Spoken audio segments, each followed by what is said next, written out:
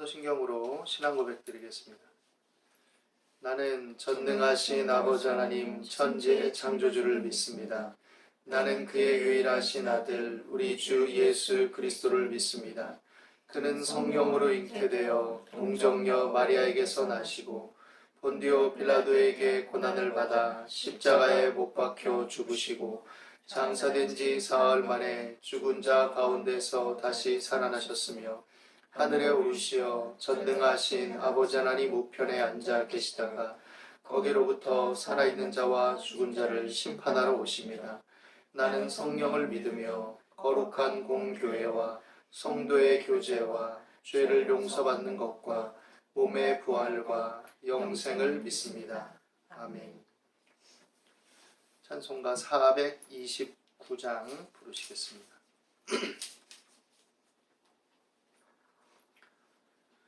세상 모든 풍파 너를 흔들어 약한 마음 낙심하게 될 때에 내려주신 주의 복을 세어라.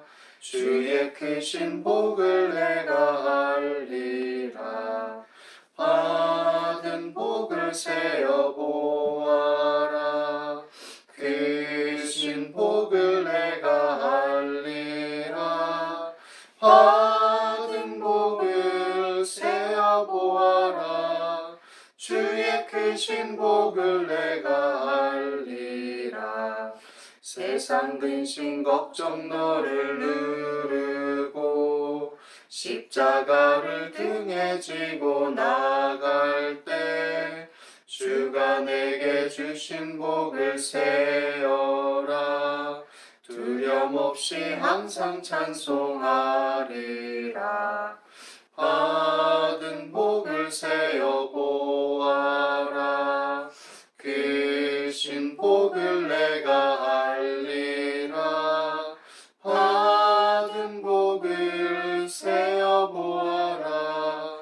주의 크신 복을 내가 알리라. 세상 권세 너의 앞길 막을 때 주만 믿고 낙심하지 말아라. 전사들이 너를 보호하리니 염려 없이 앞만 보고 나가라. 받은 복을 세어 보아라. 크신 복을 내가 알리라. 받은 복을 세어 보아라. 주의 크신 복을 내가 알리라. 기도하겠습니다. 사랑과 은혜가 풍성하신 하나님, 오늘도 우리가 주의 은혜와 사랑을 힘입고 예수 그리스도의 십자가의 대속의 은혜와 그 능력과 사랑을 의지하여 하나님 앞에 예배합니다. 우리 모든 일상의 삶 속에서 주의 영과 진리로 주님과 동행하는 삶이 참된 예배인 줄 아는 고로 그 안에서 우리가 합당한 삶을 추구하며 그러한 삶의 열매를 맺기 위해서 오늘도 각자의 자리에서 하나님을 바라보며 이 시대와 상황과 환경을 뛰어넘는 하나님의 도우심과 돌보심과 은혜를 앙망하고 또 소망하며 예배합니다. 주의 말씀 가운데 이 시간 역사해 주시고 성령의 하나 되게 하심을 따라 어느 곳에 있든지 어느 자리에 있든지 또한 주 앞에 예배하는 모든 자녀들이 믿음으로 하나 되게 하시고 그리스도 예수 안에서 각 지체로 아름답게 연합되어서 범사에 하나님의 선하시고 기뻐하시고 온전하신 뜻을 따라 살아가기에 부족함이 없도록 인도하여 주옵소서. 그간의 모든 생활과 삶 속에서 우리의 약함과 허물을 불쌍히 여겨주시고 또 우리가 여러 모양으로 언행심사 속에 알고 지은 죄 모르고 지은 죄들 이 시간 우리가 또한 되뇌이며 생각하며 또 일상 속에 또 돌아보며 하나님 앞에 고백하고 그 도우심을 의지할 때마다 하나님 우리를 용서하시고 새 힘을 얻게 하시며 하나님의 도우심과 그 은혜를 더욱 붙들고 힘차게 전진해 나갈 수 있게 도와주옵소서.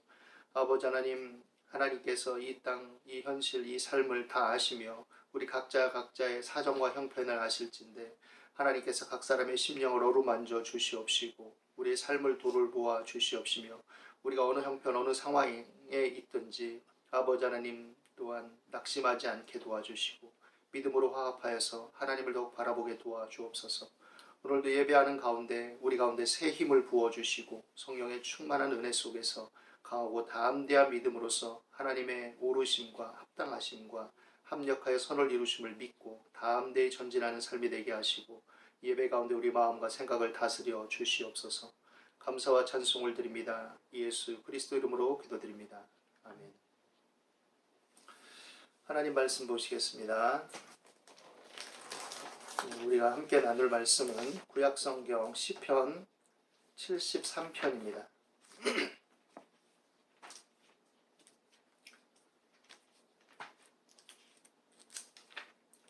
구약성경 시편 73편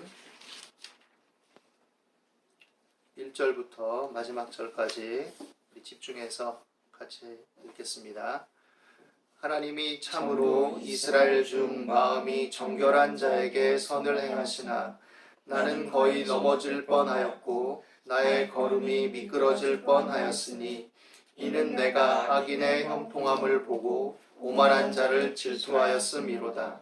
그들은 죽을 때에도 고통이 없고 그 힘이 강건하며 사람들이 당하는 고난이 그들에게는 없고 사람들이 당하는 재앙도 그들에게는 없나니 그러므로 교만이 그들의 목걸이요 강포가 그들의 옷이며 살찜으로 그들의 눈이 솟아나며 그들의 소득은 마음의 소원보다 많으며 그들은 능욕하며 악하게 말하며 높은 데서 거만하게 말하며 그들의 입은 하늘에 두고 그들의 혀는 땅에 두루 다니도다. 그러므로 그의 백성이 이리로 돌아와서 잔에 가득한 물을 다 마시며 말하기를 하나님이 어찌 알랴 지존자에게 지식이 있으랴 하는도다. 볼지어다 이들은 악인들이라도 항상 평안하고 재물은 더욱 불어나도다. 내가 내 마음을 깨끗하게 하며 내 손을 씻어 무죄하다 한 것이 실로 헛되도다. 나는 종일 재난을 당하며 아침마다 징벌을 받았도다. 내가 만일 스스로 이르기를 내가 그들처럼 말하리라 하였더라면 나는 주의 아들들의 세대에 대하여 악행을 행하였으리이다. 내가 어쩌면 이를 알까 하여 생각한즉 그것이 내게 심한 고통이 되었더니 하나님의 성소에 들어갈 때에야 그들의 종말을 내가 깨달았나이다. 주께서 참으로 그들을 미끄러운 곳에 두시며 파면에 던지시니 그들이 어찌하여 그리 갑자기 황폐되었는가. 놀랄 정도로 그들은 전멸하였나이다. 주여 사람이 깬 후에는 꿈을 무시함같이 주께서 깨신 후에는 그들의 형상을 멸시하시리이다. 내 마음이 산란하며 내 양심이 찔렸나이다. 내가 이같이 우매무지함으로 주 앞에 짐승이로나 내가 항상 주와 함께하니 주께서 내 오른손을 붙드셨나이다. 주의 교훈으로 나를 인도하시고 후에는 영광으로 나를 영접하시리니 하늘에서는 주 외에 누가 내게 있으리요 땅에서는 주밖에 내가 사모할이 없나이다. 내 육체와 마음은 쇠약하나 하나님은 내 마음의 반석이시요 영원한 분깃이시라. 무릇 주를 멀리하는 자는 망하리니 음녀같이 주를 떠난 자를 주께서 다 멸하셨나이다. 하나님께 가까이함이 내게 복이라. 내가 주 여호와를 나의 피난처로 삼아 주의 모든 행적을 전파하리이다.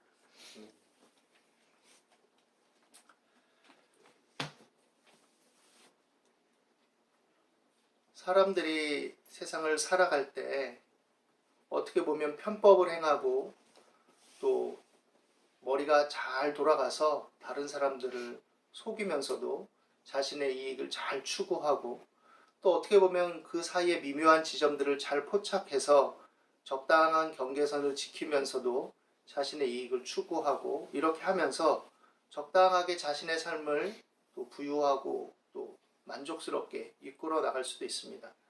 그리고 그런 자신의 욕망과 욕구를 실현하고 만족시키는 차원에서 그것이 극대화되고 또 적당하게 사회 구조와 권력과 힘들을 잘 이용해서 어찌 보면 그 사람이 바르고 착한 사람이 아님에도 불구하고 부를 축적하고 명예와 권력을 얻어서 잘 살아갈 수 있을 것입니다.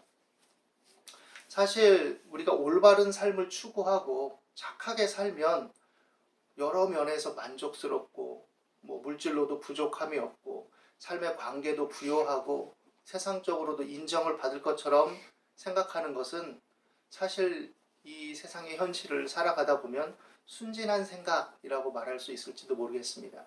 왜냐하면 그런 것보다는 오히려 사람의 관계를 잘 이용하고 자기 욕심을 실현하기 위해서 여러 수단과 방법을 다 잘 추구해서 이루어내는 사람이 오히려 더 잘 먹고 잘 살고 또 실제적인 어떤 이익을 획득하는 것을 우리는 많이 보아왔기 때문입니다. 그것도 지금도 이 땅에서 일어나고 있는 현실일 수도 있을 것입니다.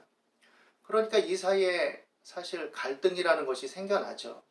어떻게 보면 어릴 때 우리가 착하게 살아야 돼, 바르게 살아야 돼, 또 거짓말하면 안 돼, 정직해야 돼, 다른 사람을 배려하고 도울 줄 알아야 돼, 공공질서를 잘 지켜야 돼. 이런 교육을 받아왔지만 사실 현실에서 잘 먹고 잘 사는 사람, 뭔가 힘있고 권력 있는 사람들 보면 모든 사람이 그런 건 아니지만 많은 사람이 어떻게 보면 그런 것들을 별로 이렇게 존중하지 않고 또 이웃을 그렇게 배려하고 사랑하지 않음에도 불구하고 잘 먹고 잘 사는 모습들을 보게 되는 거죠. 어찌 보면 이 오늘 우리가 함께 읽은 시편 73편의 아삽이란 사람도 이런 마음속에 굉장히 갈등했던 것으로 보입니다. 특별히 이 사람은 하나님을 경외하는 자로 나타나고 하나님의 말씀에 따라 올바른 삶, 하나님의 뜻을 따라서 이 세상을 살아가기 위해서 분투하고 애썼던 사람인 것처럼 보입니다.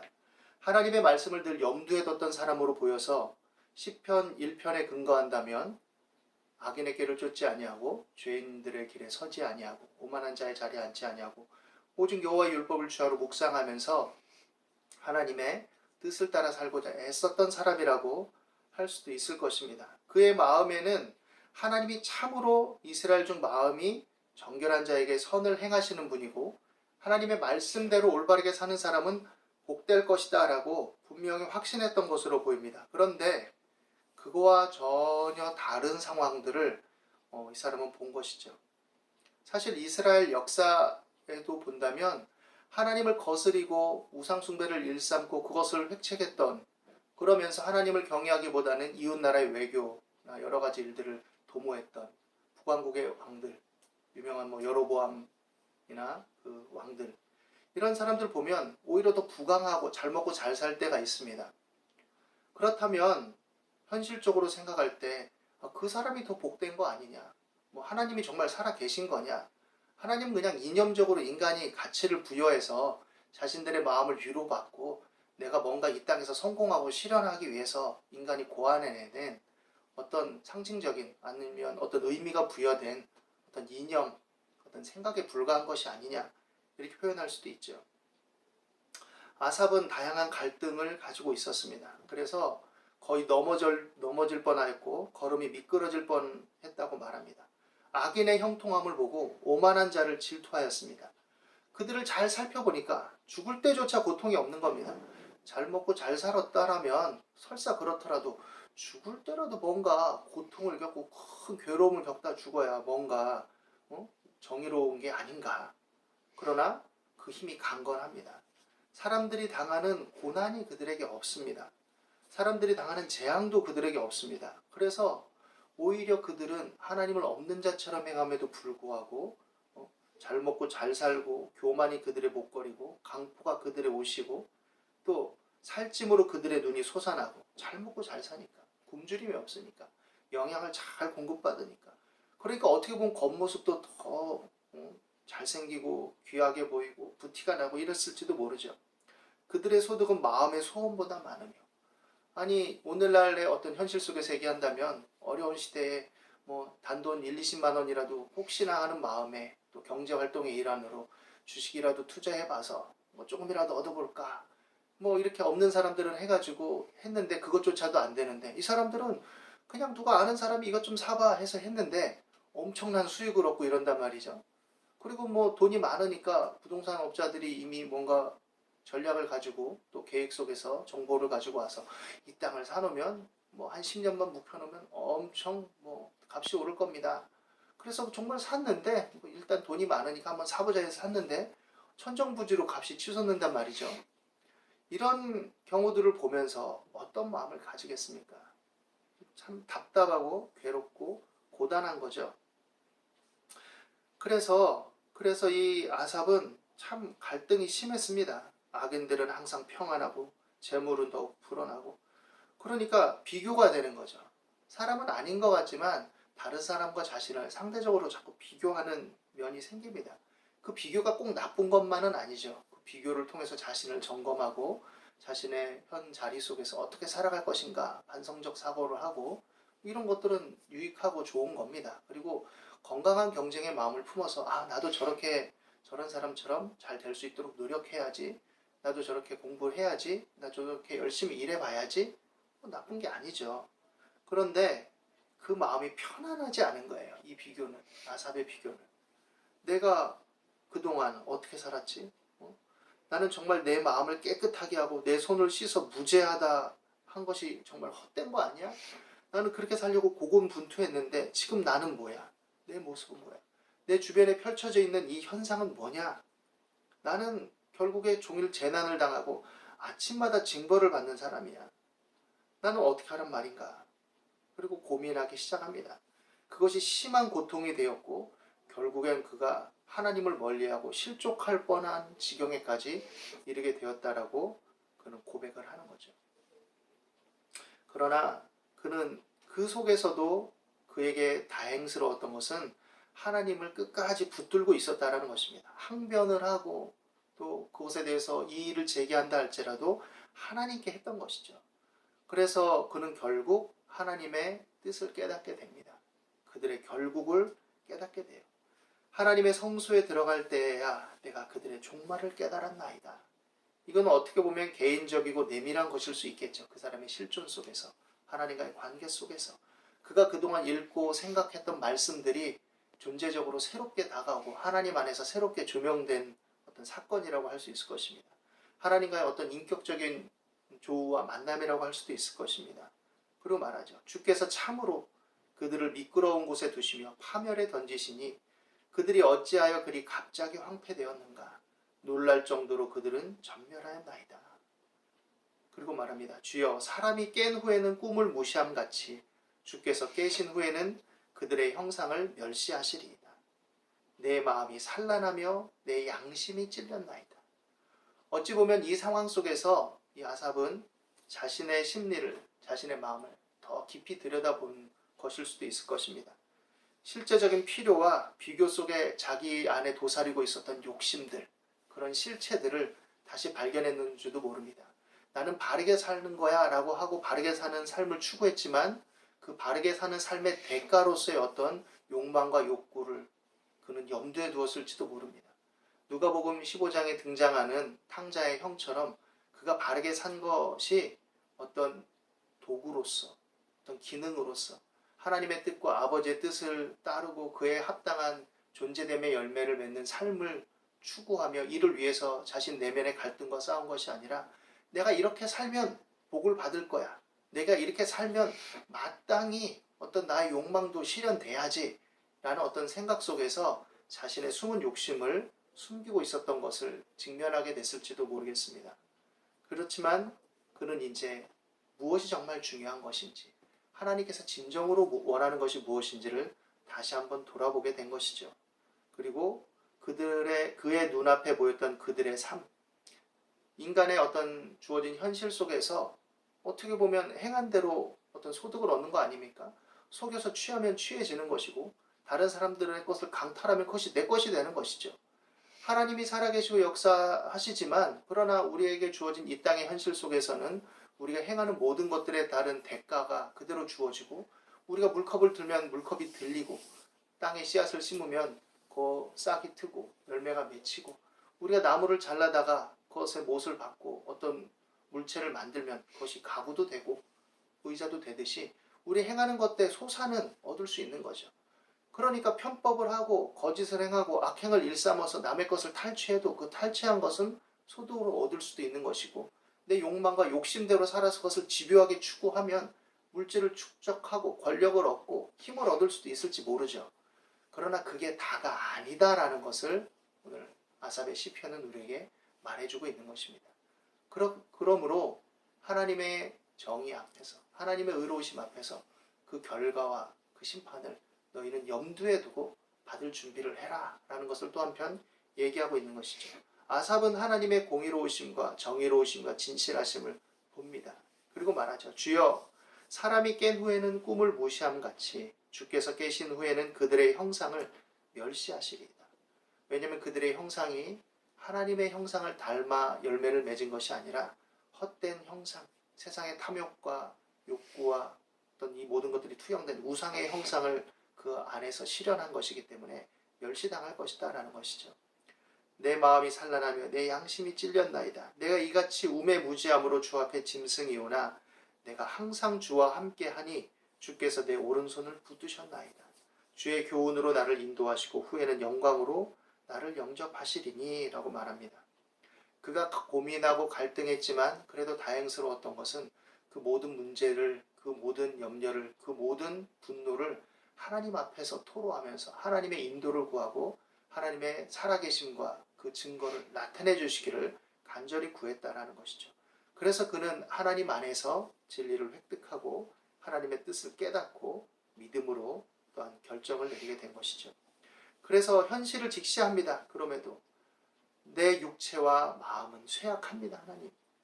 그러나 하나님은 내 마음의 반석이시고 영원한 분깃이십니다. 무릇 주를 멀리하는 자는 망하리니 음녀같이 주를 떠난 자를 주께서 다 멸하셨나이다. 하나님께 가까이함이 내게 복입니다. 내가 주 여호와를 나의 피난처로 삼아 주의 모든 행적을 전파하겠습니다.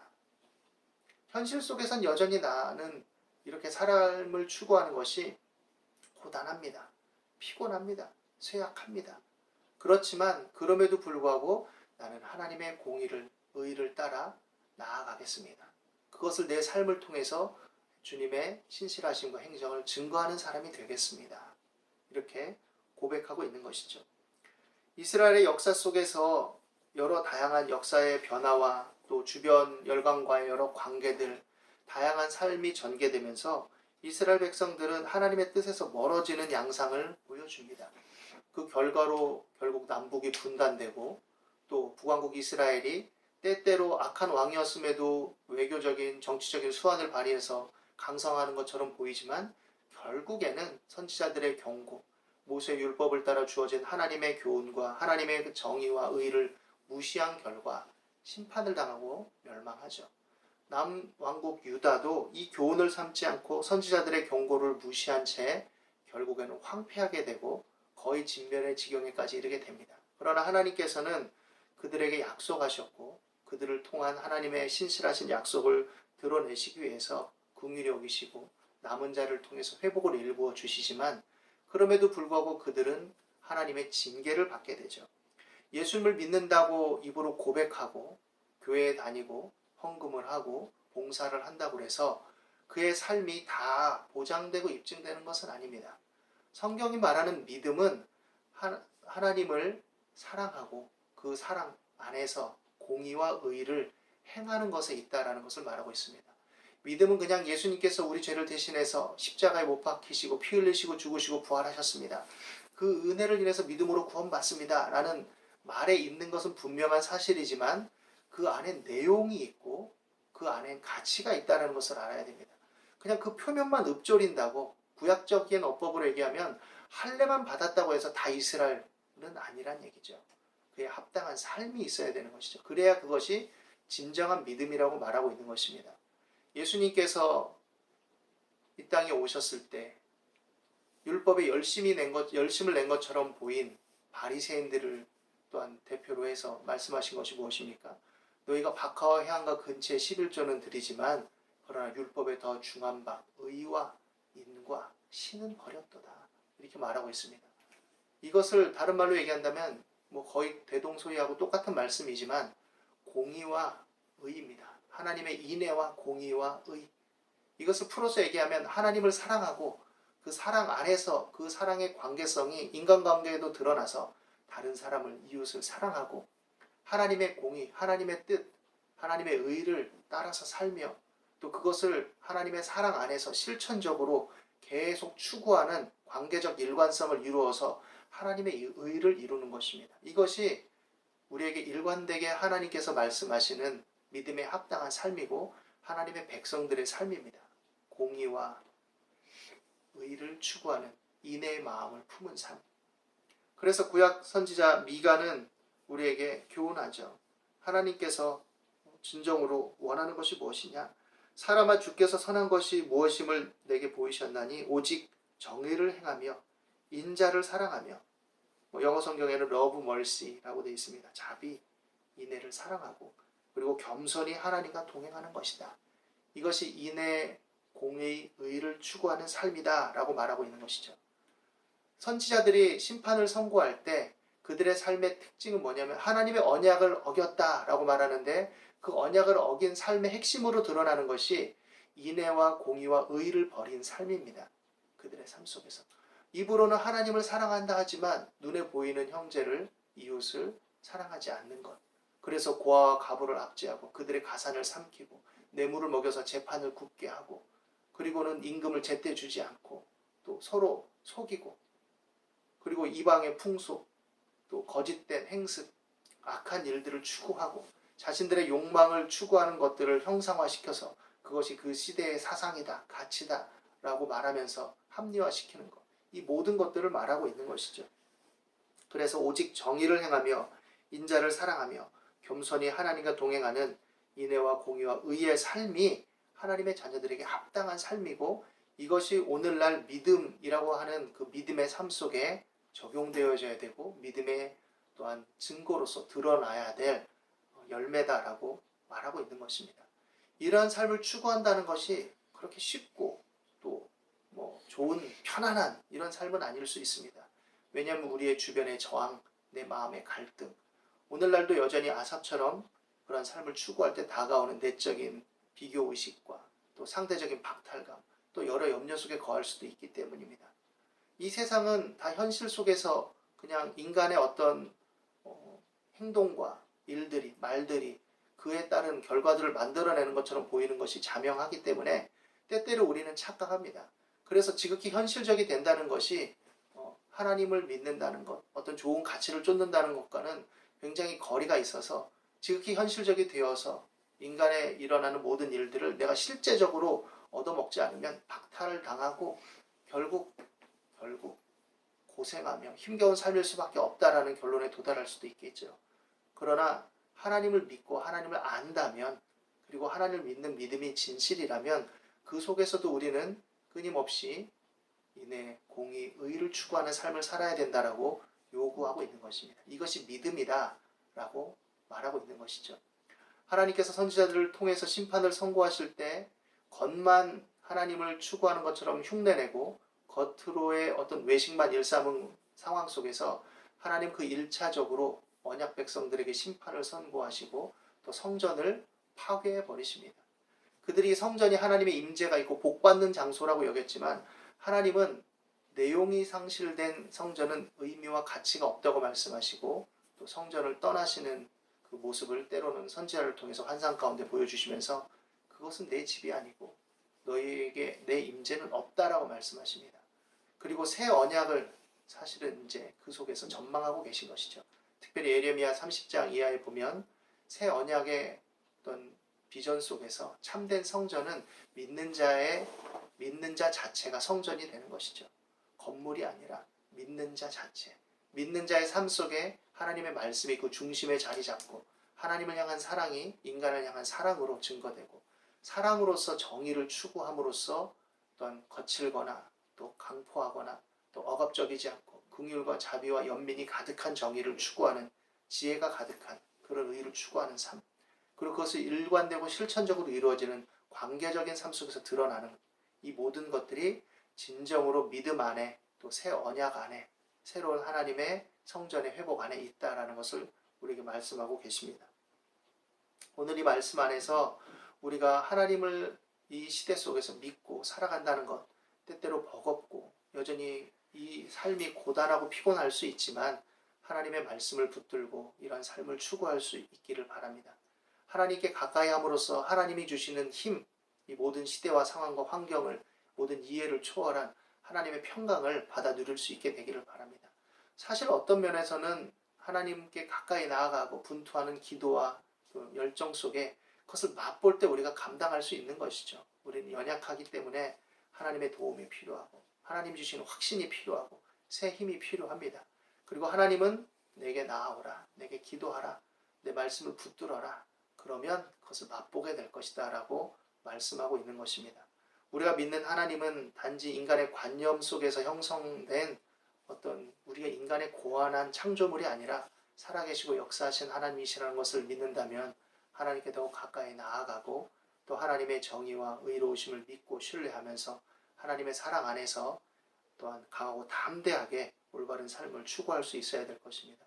이러한 일에 저와 여러분 모두가 힘을 얻고 또 격려를 받을 수 있기를 바라고 또 하나님께 가까이 함으로써 복된 그런 믿음의 사람들이 되시기를 예수님의 이름으로 축원합니다. 기도하겠습니다. 두려워 말라 내가 너와 함께함이니라. 놀라지 말라 나는 내 하나님이 됨이니라. 내가 너를 굳세게 하리라. 참으로 너를 도와주리라. 참으로 나의 의로운 오른손으로 너를 붙들리라 하신 하나님, 그리스도 예수 안에서 이 말씀이 오늘날에도 우리에게 적용이 되는 말씀인 줄로 믿습니다. 우리는 연약합니다. 심히 떨립니다. 때로 힘겹습니다. 물질적인 압박과 또 환경의 어려움, 관계성의 고단함, 피곤함들이 우리에게 다가올 때가 많이 있습니다. 그러나 이 모든 것들 속에서 우리가 흔들리지 않게 하시고 하나님 주신 새 힘으로써 이 쇠약함과 고단함을 이겨내며 믿음의 삶을 끝까지 추구하여서 하나님의 인애 안에서 공의와 의를 추구하며 열매 맺는 삶이 되어질 수 있도록 인도하여 주옵소서. 하나님을 사랑하는 자 곧 그 뜻대로 부르심을 입은 자들에게 모든 것이 합력하여 선을 이룸을 믿습니다.